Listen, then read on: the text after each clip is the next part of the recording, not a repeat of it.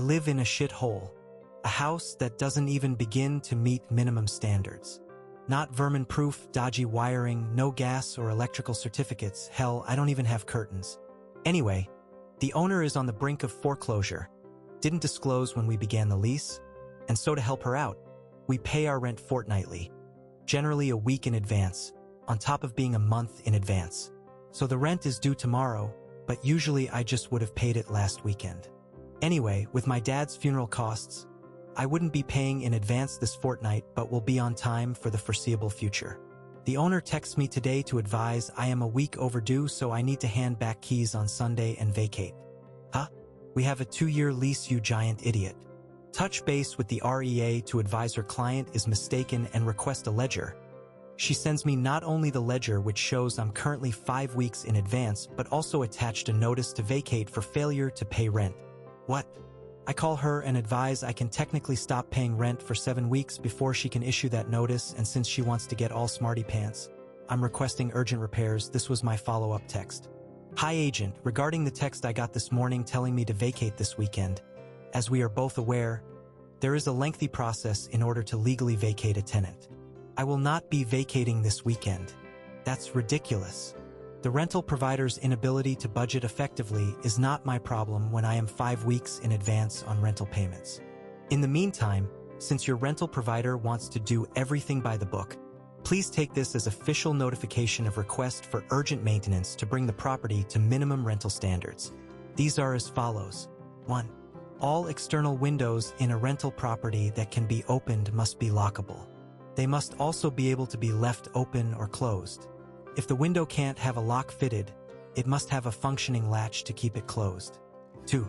From March 29, 2022, windows in rooms likely to be used as bedrooms or living areas must be fitted with curtains or blinds that can be closed, block light, and provide privacy. 3. The property must be structurally sound and weatherproof. 4. Copies of the electrical and gas safety certificates, which we both know don't exist given an unlicensed person undertook the electrical works. 5. Proof that we were advised the property was at risk of foreclosure prior to commencement of lease. I'm not trying to be an arsehole here, agent, but if I hear one more word from either of you this weekend while I am just trying my best to exist after losing my best friend and father, I will submit these requests to VCAT, Editor's Note Victorian Civil and Administrative Tribunal, part of the judicial system. Sits below the Magistrates Court, on Monday morning, and go to Consumer Affairs to advise a licensed real estate agent has rented out a property that doesn't even being to touch on. Minimum standards set out in the Act. Did I go too far? Am I letting my emotions rule here? Edit. I have made the decision to stop paying rent and hope I find something else in 5 weeks. The owner should foreclose in that 5-week period, and then her and the REA can go suck lemons. Relevant comments. If they want to try it by the book, contact VCAT. Thank you so much. I'm really thinking that's the only option, but if VCAT order our rent to be paid into their fund, the house will foreclose because the mortgage won't be paid.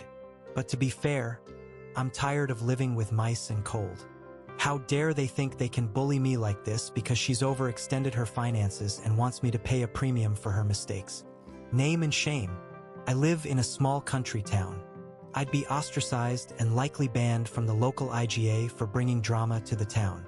Some legal advice. Commenter. If the house has to be sold, your lease must be honored by the new owners. Foreclosure shouldn't matter. OP. Yeah, well, screw it then. I'm not paying rent for 5 weeks and will apply to VCAT to have my rent paid into their fund until the urgent repairs are done. Update us on their response. They didn't respond. Which in one way I'm like, finally I can stop hearing about their whinging and whining for a while, but then on the other hand, I really wanted a panic response from her about renting out an illegal property. Apply to challenge the vacate notice. I think I've made the decision to just challenge it in VCAT along with the requests for urgent repairs. There is at least 25-30K of repairs to be done. I'm not even kidding. It won't happen otherwise. And I was okay with them not being done. I was happy just living my life in peace and pottering around living life while paying $600 a week to live like this. And as I'm typing this comment, a freaking mouse pokes his head through the architrave that's broken away because there is a hole in the floor under the kitchen cabinets that allows rodents in. What suburb is this? This County Vic. Sadly, when I moved from Melbourne, I didn't really do my research and now realize that for what I'm paying here, I could be in something amazing and closer to town. Might be worth moving then. Yes, for sure. I was just trying to honor my commitment to a 2-year lease. Is there housing available in your area? Yes, heaps available. It's just the headache of going through it all again. Someone asks OP for her favorite story about her dad. This is not relevant to the overall story, but very sweet, so I wanted to include it. For the last few years, my dad couldn't really walk more than a few steps, but he still loved to adventure. So we bought him a mobility scooter. He realized how much he loved his scooter, and so he wanted a bigger, snazzy one. We got it for him. Anyway, what else for us two to do but scoot together to the pub, get drunk while having a bet, and then scoot home together. I loved those afternoons. I used to call him the kiss of death because if I told him about my bet, I'd lose every single time. One leg left on my multi. Tell Dad and the favorite would come last in a 3-horse field, haha. When he passed away, I went to our favorite pub, got blind drunk and got carried out by a guy my dad and I knew at the pub. Checked my pockets the next morning and I must have been punting because I had over 1K in tab tickets to collect. Checked my bank in a, oh God, how much did I spend? And I'd barely spend anything. The kiss of death helped me because I was $1,700 short of his funeral money and the extra $700 came from a $5 multi that I put on at the dogs 2 days later. After I withdrew the money, I thanked Dad. And since then, I can't back a winner. The kiss of death let me win for his funeral. Now I just know I'll never win again, haha. Next day, June 23rd, 2023. I've just decided to leave. I can't cope with the stress. I want pay rent for 5 weeks and hope the owner loses the house to foreclosure. And if I don't find something in 5 weeks, I'll just pay on time. Never early again. Update. Since then, so much has happened. So much. Firstly, I bought some land, 200 acres, with a 30-day settlement, so I'll be outta here soon. Now to the events. I stopped paying rent as I was in front anyway. The owner demanded I leave via text. I ignored. PM, editor's note, property manager, gives me another notice to vacate. While I'm still in front on rent, I ignore. I get a bunch of breach notices for disturbing my neighbors. I check with them and nobody has complained. We actually get along well. So I ignore the notices. I get a notice to vacate for 3 breaches, but never mind, the idiot PM sends them all in the same week. Anyway, they start spamming me with VCAT paperwork. Spamming. So many for unpaid rent, lie. Unpaid bond, you mean the one you lodged to the RTBA? Breaches, malicious damages. They haven't stepped foot in the house and I couldn't damage it if I wanted to. It's such a shithole. Anyway, I ignore them all, including the hundreds of emails and stat decks they lie their teeth off in. We had VCAT today. They requested and got an urgent hearing based on financial hardship because I wasn't paying rent. Thankfully, I got legal advice. Best $440 I've ever spent. The idiot landlord was the applicant and the idiot PM was representing her. But both were on the phone for the matter. Both were Sukaki, you could hear it in their voices. I stayed silent while they were sworn in.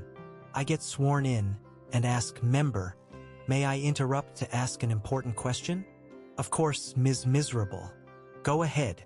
Can you please confirm where landlord lives? He asks. She says New South Wales and advises she has lived there for 13 years. I'm laughing internally.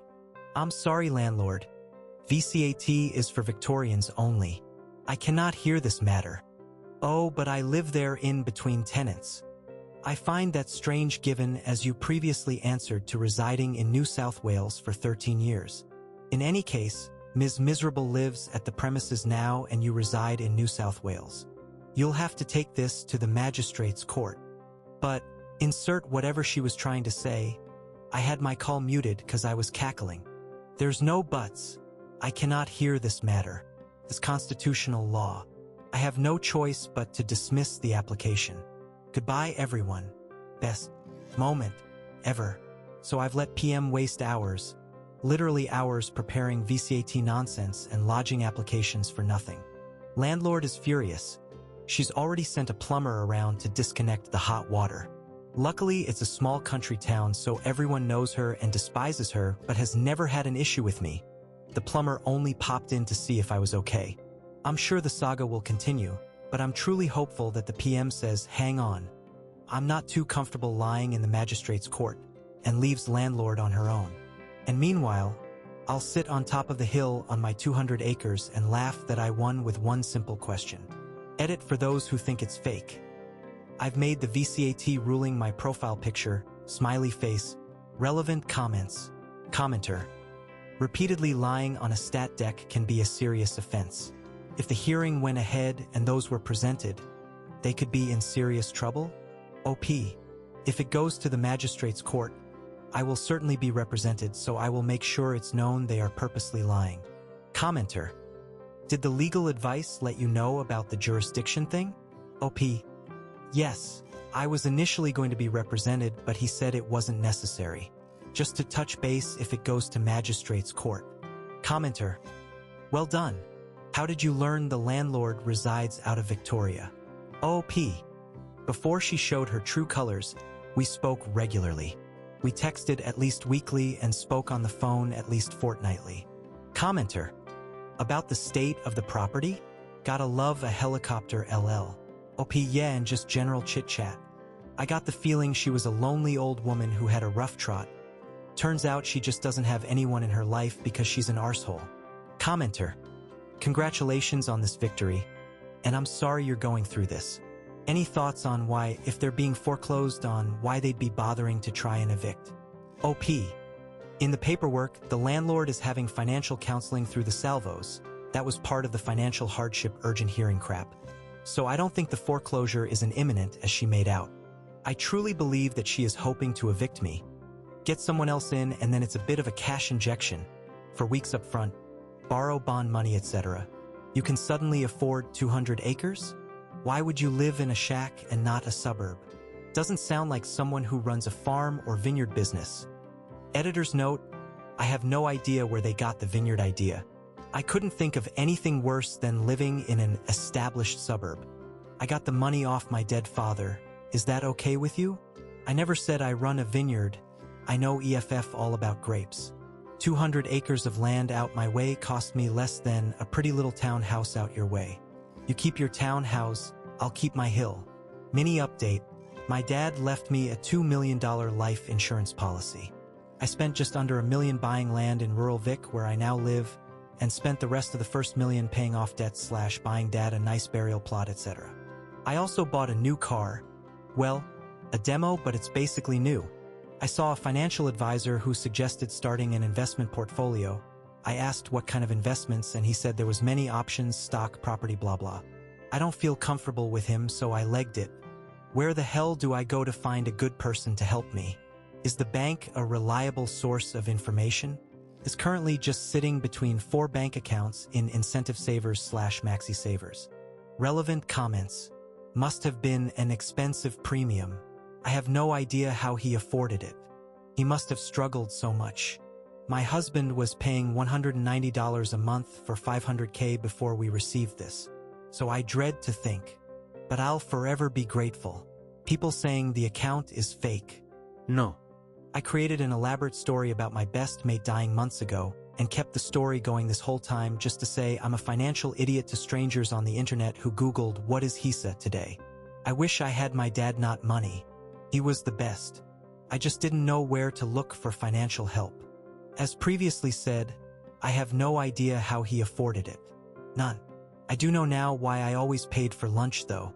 I do imagine it was more than 10K given he was a very ill man in the end. I bought where I already lived.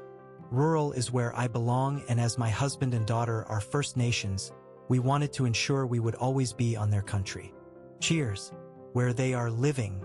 It has a caravan which we currently live in, with plans to build in a couple years once the building situation is more stable. But that will likely be mortgaged on our wages. OP has not updated on this specific matter since August of 2023. There were more comments and advice on the last post, but not specifically relevant to the overall story. I hope she is doing well, since she mentioned they are living in a caravan and no longer at the horrible landlord's place. I've marked this as concluded.